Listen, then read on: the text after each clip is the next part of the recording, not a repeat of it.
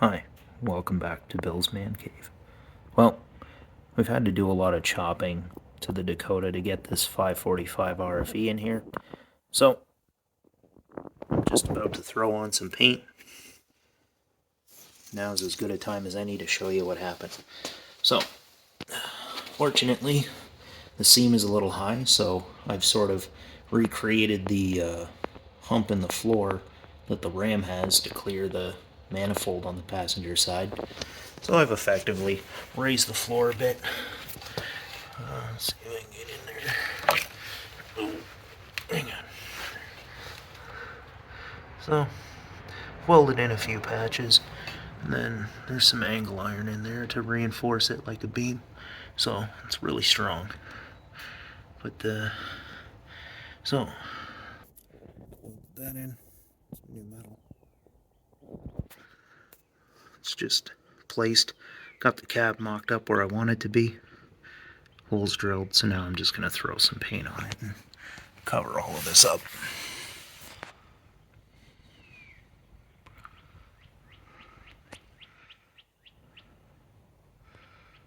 Alright.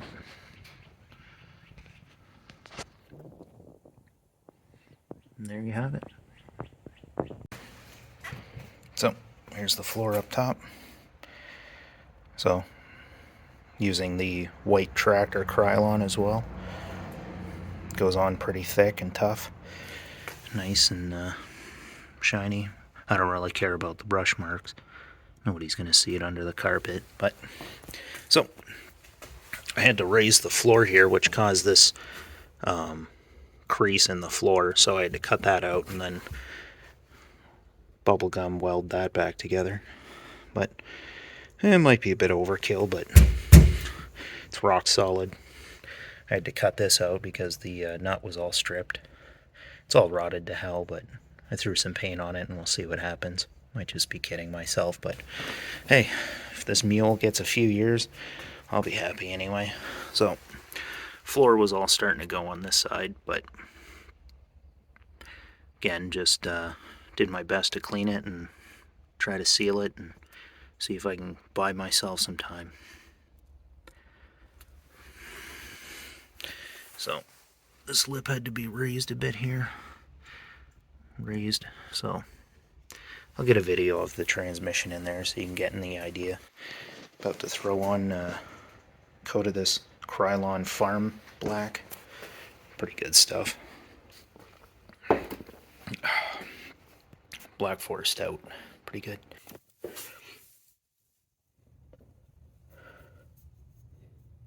Welcome back to Bill's Man Cave. Today I'm going to show you how the hockey puck mounts came together. So here's the finished product. A couple coats of paint on here. I don't care, I slap it on with a brush. It's nice and heavy, thick, and durable. So here's the cap that I welded over because all of this was rotted out in this circle. So I chopped out all the junk, threw this cap over it, welded it along here and in the corners. Seems to be pretty strong. So got these all painted up. These are the factory pieces of metal that went around the dead bushing. So simple as that. You take the big circle hockey puck that I showed you in the other video.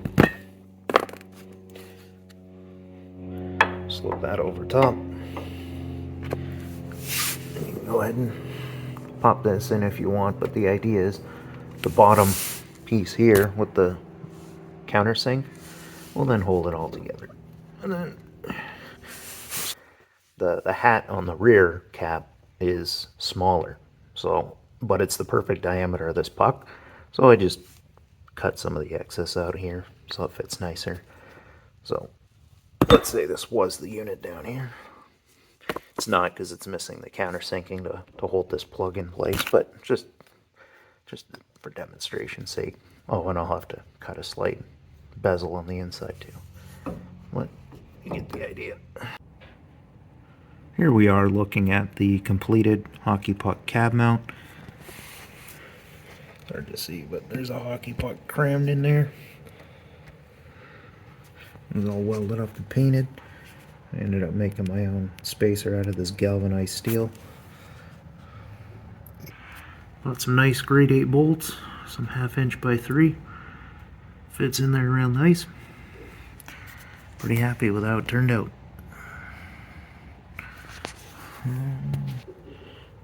This is good.